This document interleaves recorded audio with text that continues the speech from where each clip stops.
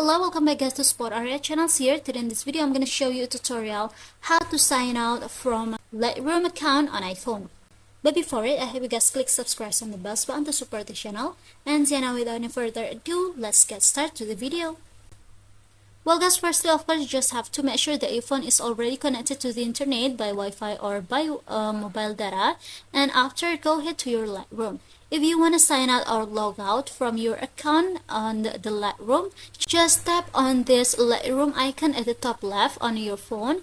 Just tap on it like this. And now if you want to log out or sign out, tap on your account here, Amelia FH, which is my account. Simply tap on this sign out options. Now tap on sign out again.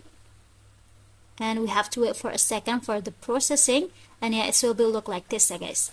We cannot use this Lightroom without login first to our account on the Lightroom.